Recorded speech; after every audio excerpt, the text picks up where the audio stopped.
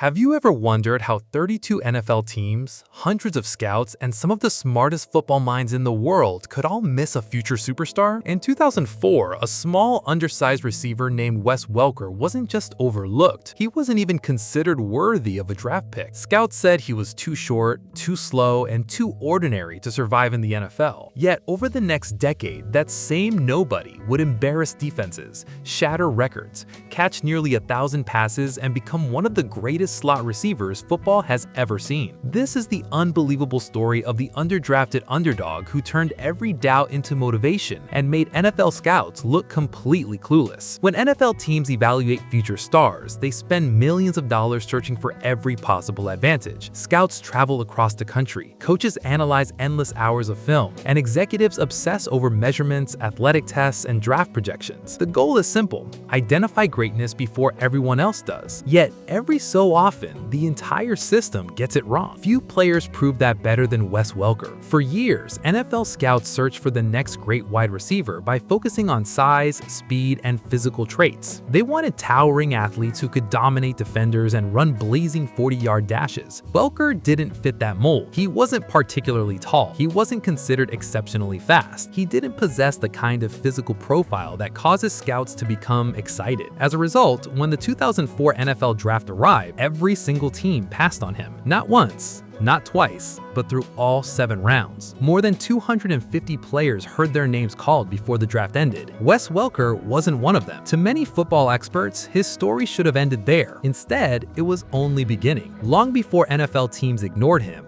Welker had already spent most of his life proving doubters wrong. Growing up in Oklahoma City, football was more than just a game. It was a dream. From an early age, Welker displayed the qualities that would eventually define his career: determination, competitiveness, and almost relentless desire to succeed. At Heritage Hall High School, he became one of the state's most productive players. He wasn't simply a receiver. He contributed in multiple ways, making plays whenever his team needed him. Yet, despite his impressive performances, major college programs remained hesitant. The concern was always the same: he was considered too small. Recruiters loved bigger athletes with more traditional NFL frames. Even when Welker dominated opponents on the field, many evaluators focused more on what he lacked physically than what he consistently accomplished. Fortunately, Texas Tech gave him an opportunity. It wasn't the most glamorous recruiting victory. Welker wasn't arriving as a highly celebrated superstar prospect, but for him, it didn't matter. All he needed was a chance. Once he arrived in Lubbock, he wasted no time proving he belonged. Under head coach Mike Leach's innovative offense, Welker became one of the most versatile and dangerous players in college football. He excelled as a receiver, return specialist, and all-around playmaker. Defenses struggled to contain him because he possessed something that couldn't be measured with a stopwatch: football intelligence. Welker understood leverage, timing, and positioning at an elite level. He knew how to find open space and create opportunities even when defenders seemed to have everything covered. While bigger prospects attracted headlines, Welker quietly built one of the most productive careers in Texas Tech history. By the time his college career ended, he had accumulated thousands of receiving yards, scored numerous touchdowns, and established himself as one of the nation's top special teams players. He earned the Mosi Tapu Award, recognizing the best special teams performer in college football. Most observers believed those accomplishments would be enough to earn significant NFL interest. They were wrong. When invitations for the NFL Scouting Combine were announced, Welker wasn't included. For many prospects, the Combine represents a critical opportunity to showcase their abilities in front of every NFL team. Welker didn't even receive that chance. Scouts had already made their minds. The numbers on paper didn't impress them. His height didn't impress them.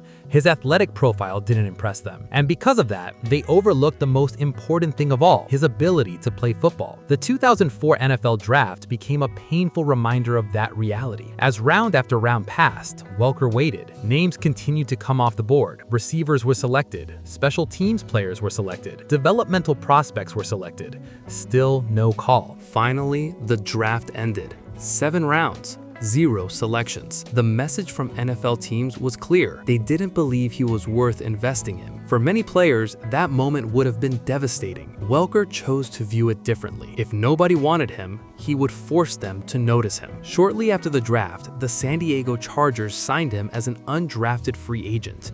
It wasn't the dream scenario most players imagined, but it was an opportunity. Unfortunately, it didn't last long. After appearing in the season opener and contributing on special teams, Welker was released. Just like that, his NFL future seemed uncertain. Many careers end after a setback like that. Welker refused to let his end there. Soon afterward, he joined the Miami Dolphins. At first, his role was limited. He wasn't a featured receiver. He wasn't a star. Most of his contributions came on special teams. Yet, every time he stepped onto the field, he found ways to make an impact. Coaches quickly discovered something scouts had failed to appreciate. Welker wasn't intimidated. He didn't care about draft status. He didn't care about reputation. He simply played. One of the most memorable moments of his Dolphins career came during a game against the undefeated New England Patriots in 2004. Miami faced an unusual problem when injuries affected their kicking situation. As a result, Welker found himself handling responsibilities that almost no player ever experiences in a single game.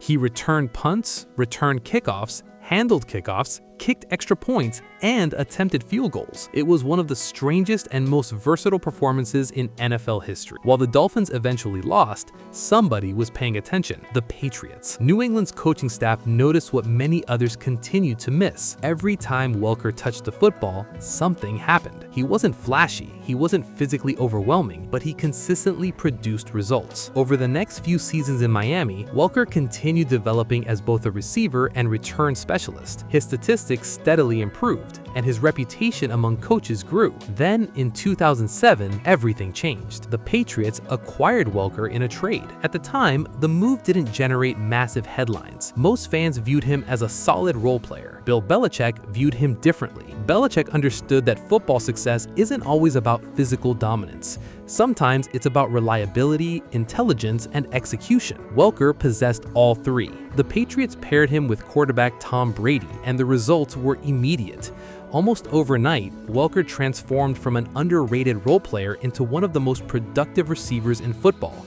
The partnership between Brady and Welker became one of the NFL's most effective connections.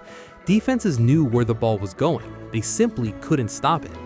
Welker mastered the slot receiver position in ways that few players ever had. He developed an extraordinary ability to find openings in coverage and make difficult catches appear routine. His routes were precise, his timing was exceptional, his understanding of defensive schemes was remarkable. Most importantly, Brady trusted him completely. That trust translated into opportunities, and Welker made the most of every one.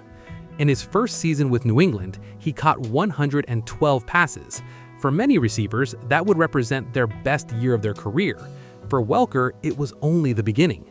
Over the next several seasons, he became one of the most productive pass catchers in the NFL.